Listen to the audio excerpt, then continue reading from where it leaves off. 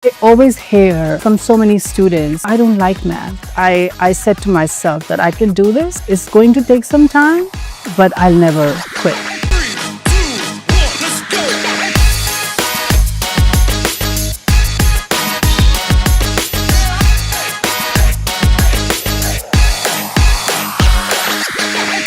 Welcome to the Tenacious Teacher podcast.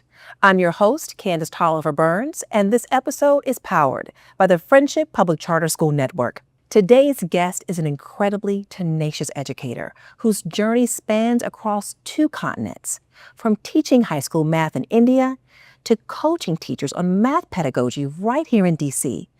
Bharti Bhasin brings a curiosity, a passion, and a global perspective to building scholars who are doers, thinkers, and drivers. Bharti, I'm so glad to have you on the podcast. Thank you so much. Thanks for having me. Absolutely. I have been following your work for some time. You don't know me, but I know you. And when we are looking for guests for the Tenacious Teacher podcast, we're looking for teachers that aren't just, of course, first and foremost, they're impactful, they're effective, they're transformative. But we're looking for these really incredibly tenacious stories. And several of your colleagues said, you've got to go talk to Bharti. So here we are. I'd like to start off with a question that I think speaks to the heart of this podcast and to your personal and professional journey. When did you know you were incredibly tenacious? Was it a moment? Was it an experience? Was it an encounter? Something that required you to not just work hard, but to persevere and achieve your goal no matter what. So again, thanks for having me, and thank you for such kind words because they really mean so much to me. So I'll take you back when I was in high school in India. And I had this inbuilt thing in me, which I realized when my peers and my friends told me that whenever they had some issue with the math problem, I do a good job explaining them the problem, like the way I broke it down for them. It was something like they understood really well. And, during that time, when we are in high school, we are still thinking of what you really want to do in life, right? And that just geared my interest more towards math. And then the journey didn't stop since then.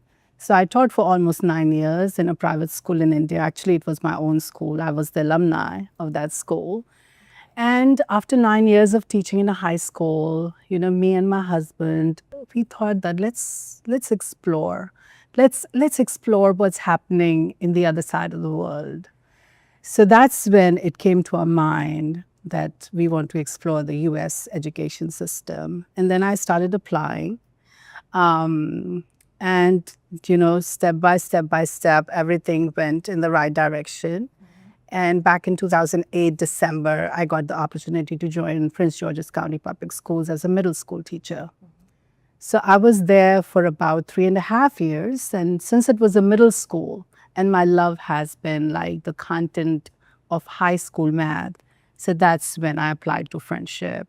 And just Friendship's vision and mission was so aligned to what I wanted to do in the education career that I just got attracted that this is what I want to do.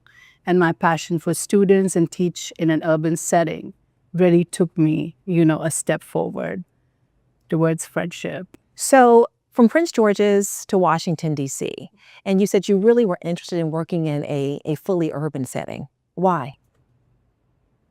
So, one thing which always stands out and in my thoughts, in the way I think, is that I don't want to stay in my comfort zone. When I start getting too comfortable in one area, I need to explore more. I need to learn more. I need to just challenge myself. So I knew that it would not be easy, but I also had confidence that I can do this. And, I always hear from so many students that, oh, I don't like math, or math is not for me. So I wanted to change that perspective. So of course, I cannot do it with a large population, but I definitely knew that the students I serve, I can change that mind frame and start making them love math. So I'm curious about changing that mind frame or that perspective. You came from India. Tell me, were there a lot of similarities? Were there a lot of differences in how the educational framework is structured? Is the school culture similar or different? And then how did that take shape for you here in the U.S.? It's very different. It's like I can say it's day and night. Oh, wow. Okay. Because the way we teach in India is more lecture method. The lecture method is more prevalent. You basically stand in front of the students and just teach them. And there's a board in the class. You had markers and just that, right? We have one textbook which we follow. And the classes are large, like you will have 45 to 50 students in one classroom. Almost like a college classroom. It's like that. Okay. So it's more what you see here in colleges sometimes with large classes is that. Like there's not much one-on-one interaction. There's like nothing called small groups.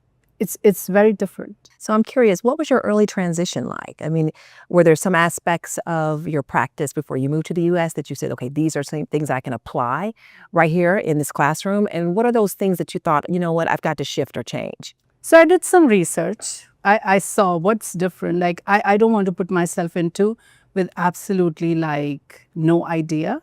So I came prepared in terms of what I saw or what I read on the internet probably, right? But when you really experience that firsthand, it's totally different. Because I still remember the first time when I entered into a classroom, it was like I'm a brand new teacher. Wow. I don't After know almost this. 10 years of teaching prior to coming to the U.S. Right. Okay. And then also the way I was talking to the students was something which I was getting the expressions that, what? Like, you know, everything, every small thing was so different. I still remember the first time I gave them a test, it was like all subjective because that's what I was used to back home. And my students, I used to have 6th and 7th graders then, and they were very surprised that Mrs. Bhasin, like, what is this? I still remember I made a handwritten exam, and like they were so surprised. Handwritten. Yes. I can't recall in middle school having a handwritten exam. Okay. There were no multiple choice questions. I gave them separate sheets to answer, and they were super surprised, like, how'd they tackle it? So they did it. It's not that they did not do it, but I understood very clearly that I really need to understand like this in and out because I cannot do something which is not benefiting the students the way they are used to, right? So I still remember I used to go to all my colleagues' math classes and I used to observe like how they teach. I had notes and notes and notes. I still have that notebook where like a student reacted this in the situation. So what was the instructor's explanation to that, or what was the instructor's messaging? Like every small thing, because honestly, I'll be so honest with you that it was like students used to laugh at certain things I said. And I was a very respected educator back home. Right. So I could not feel that going well with me. Right. So I had to do something. And within 6 months to be in that middle school, I was like, I performed. 98% of my students were proficient or advanced on the state testing. I still remember my principal back then. I bet that was an amazing feeling. Super happy. Yes. Because content was never an issue. It was just the cultural difference, as you said, or the methodologies, the pedagogy. But I said to myself that I can do this. It's going to take some time, but I'll never quit. That's tenacity, right? That's being incredibly tenacious. So how did you bridge the cultural gap? You know, I'm even wondering in some instances, students may have never met someone like you. They certainly haven't met someone who's from India, right? They haven't met someone who's elected and chosen to stand in front of them and dedicate themselves to them, it may be from someplace different. How did you bridge that gap? Because much of it is just kind of really knowing each other and having trust with each other and wanting to really feel like they personally know you. So how did you do that? So, what I realized, Candace, that more I develop relationships with my students early on is going to make a difference. So initially, my students probably thought that I'm not going to stay much longer. I'll probably be here for a few months and then probably leave. But then as the time went by and they noticed that, I have made many sacrifices in life to be here and to teach them. And I was very vocal about it, that guys, I have left everything back to come here, to live a different life, to probably see growth for my son as well, because he was only 6 years at that time. Okay. So I was like, I showed my vulnerability to them, right? So when they realized that a lot has been on stake for me to be successful here, right? That's when they started taking me seriously. And then pretty early, they realized that Ms. Bhasin does care. She is here for us. And that was 100%, what my messaging to them was. That I want you to be someone in life. I want you to be successful. Like few years from now, if I go to a doctor's clinic, I want to see my student there. I want to see my students as entrepreneurs. So when they started to have this feeling that I am for them, and then what I was doing with them was making sense, they started to like the class, and that relationship I developed, it went a long, long way. Like we do Alumni Day every year in December. It's amazing. This past December, I was visiting home and I was not in school. And this is the first time in 13 years that I was not there. I was getting text messages. Wow. Right, your students. Yeah, where are you? We want to see you. Oh. And that's what I have earned in all these years. Like when they come, they don't want to go without seeing me. And that makes a difference. That makes me feel that whatever I have done in life, I have touched some lives, right? Mm-hmm. So that just stands out for me. That's beautiful. When you think about building scholars, particularly in math, I'll speak from personal experience. High school math, I would walk into that high school math room class, that high school math classroom, and I'd have so much anxiety. So much anxiety. How do you tackle that with your students? How do you make math relatable, relevant, and accessible? First thing, my messaging to all my students is always that no question is small, no question is dumb, and it's okay to fail. It's okay to fail to begin with, right? But eventually you'll feel better, you'll feel confident. And when they see that comfortable environment in the class, the comfortable vibe, where no one is judging nobody, I never make any comments like, oh, that was so easy. Why did you get this wrong? No. So they get that vibe from me that it's okay. It's all right. And then we try to have like a lot of conceptual understanding in the class. It's not just about procedures. It's about the whys. Like, why are we doing this? How are we doing this? And just connecting things to real world.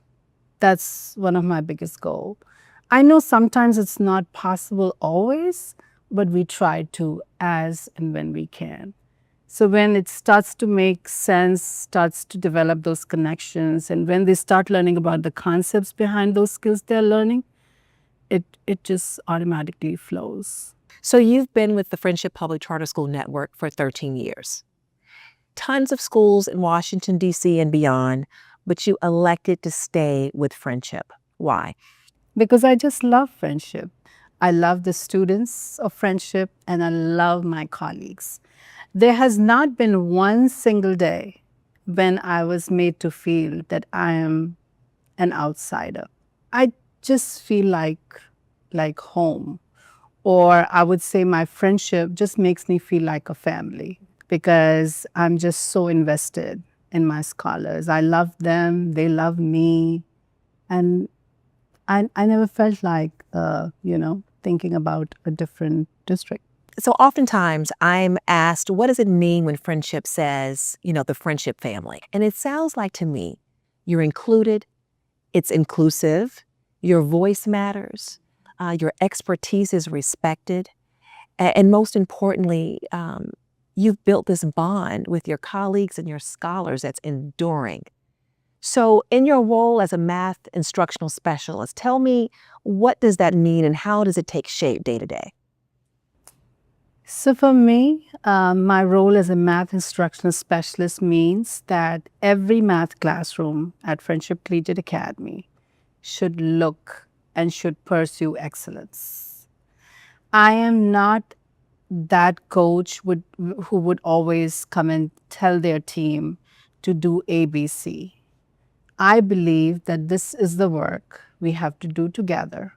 And I am just the person who just brings everything together in terms of, say, you go to an algebra classroom or a geometry classroom or a pre-calculus classroom, every classroom should look the same in terms of rigor, in terms of their organization, in terms of their thorough planning, in terms of, say, collaborative planning.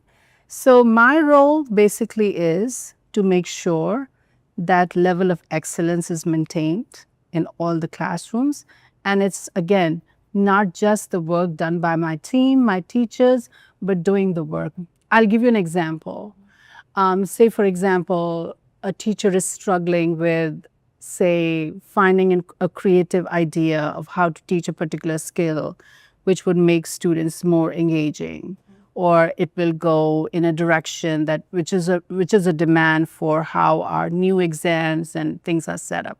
So we will sit together and plan and create that activity together, and we'll practice together.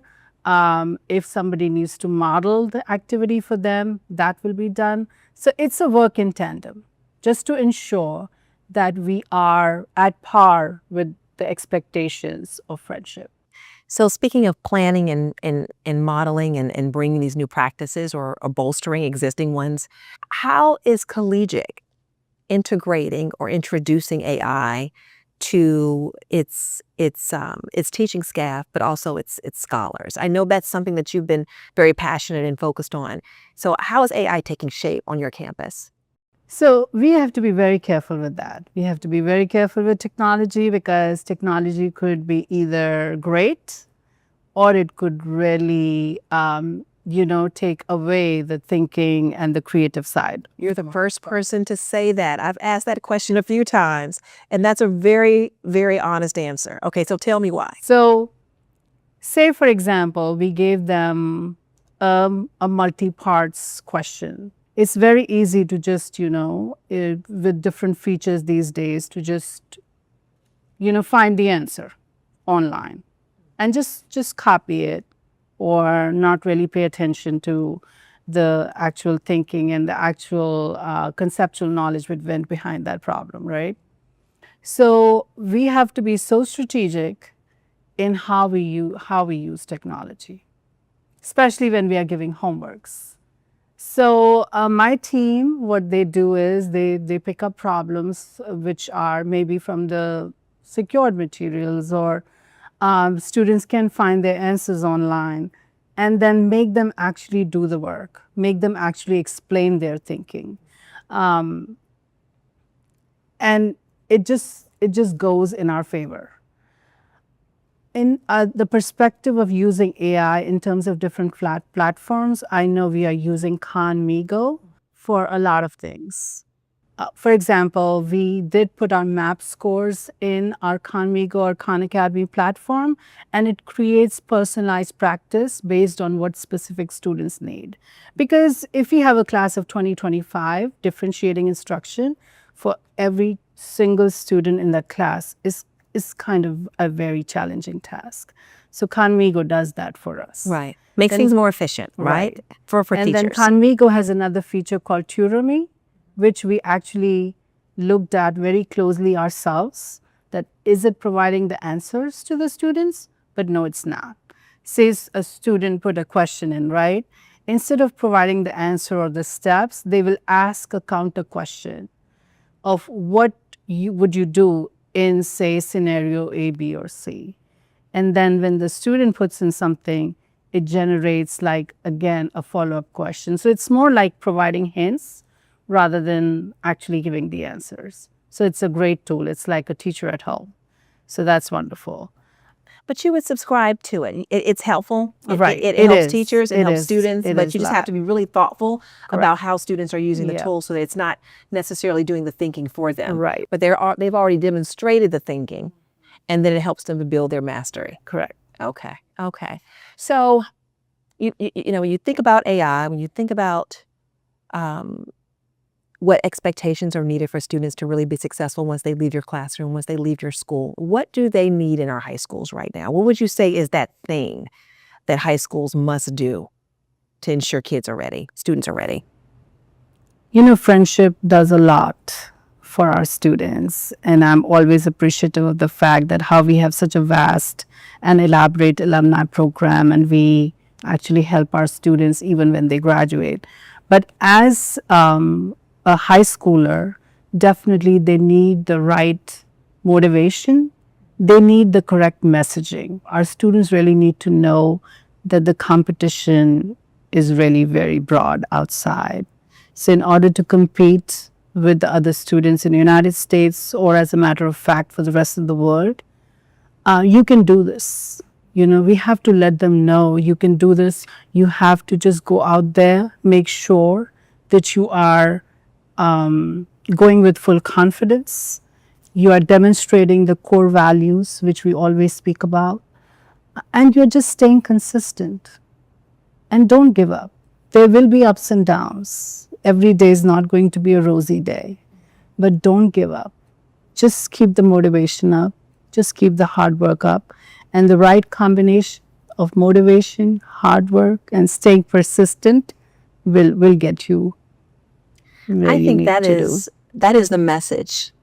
That's the tenacious message that I think educators need to hear, students and families need to hear. They really need to understand that their time that they spend with you, the time that they spend at Friendship Collegiate in those classrooms, are opportunities that will really set the path for them for the rest of their life.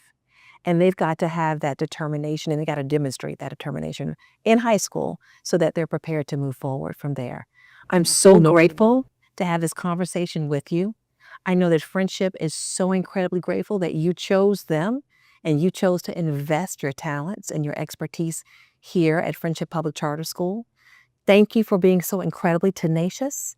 I hope we can talk again soon. Absolutely. And thank you so much, Candice. Again, thanks for this opportunity, because I'm doing this in front of you today. I had never thought about that ever, like before, that I'm going to do something like this. But thanks for this conversation. It means a lot. Likewise. Listen, we need to hear your voice. More teachers need to hear your voice. They need to hear your story. And I guarantee you it will inspire them. Thank you. Thank you.